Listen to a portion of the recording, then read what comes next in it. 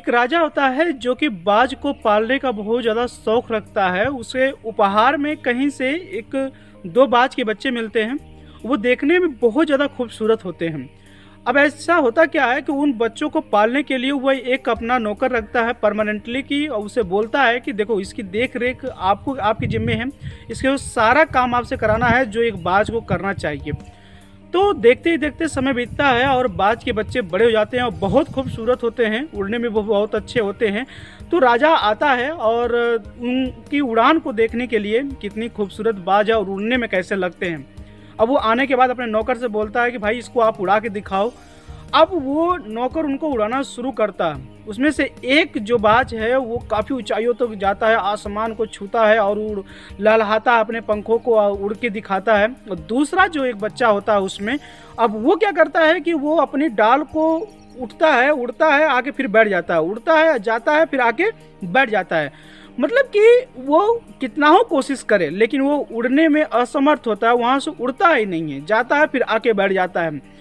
तो राजा को देख के बाकी काफ़ी चिंतित होता है और जाके अपने महल में जाने के बाद ऐलान कराता है कि जो भी इस पक्षी को उड़ाने में सफल होगा उसको अच्छा खासा भेंट दिया जाएगा।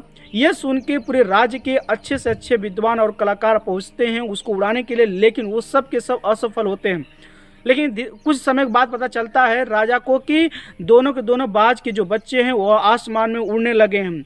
अब ये चीज़ें पता कराई जाती है कि भाई ऐसा कौन कर दिया। उसको बुलाया जा, उसको महल में बुलाया जाता है।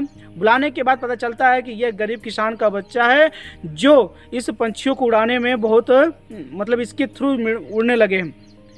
तो वो राजा जी पूछते हैं उसको, सारा उपहार देने के बाद उससे पूछते हैं कि भाई आखिरकार तुमने ऐसा क्यों कर दिया, मतलब ऐसा कैसे कर दिया। वो बोलता है कि साहब मैं बहुत ज़्यादा पढ़ा लिखा तो नहीं हूँ, लेकिन सबसे बड़ी बात है कि मैंने जिस डाल पर वो उड़ने के बाद आके बैठ जाता था मैं उसी को सिर्फ काट दिया हूँ, और जिसकी वजह से वो डाल ही नहीं है, अब वो उड़ने के लिए मजबूर हो गया।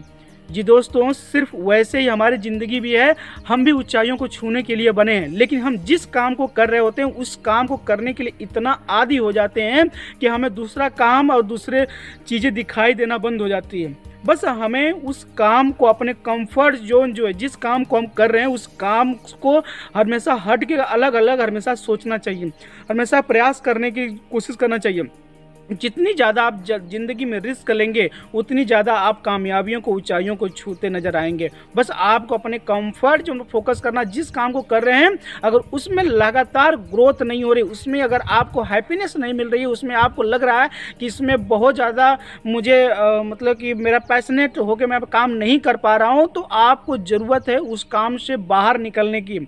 छोड़ना तब है जब दूसरा काम आप पकड़ के उसको बेहतर तरीके से करने लगे। ये नहीं कि ये भी काम छोड़ दिया उस काम को भी नहीं कर पा रहे हैं। तरीके से इस काम को पकड़ के दूसरे काम को फोकस करने की ज़रूरत है। अगर यदि उससे बेहतर होने लगे तो इस काम को कंफर्ट जोन से बाहर निकल के उस काम को करने की ज़रूरत है।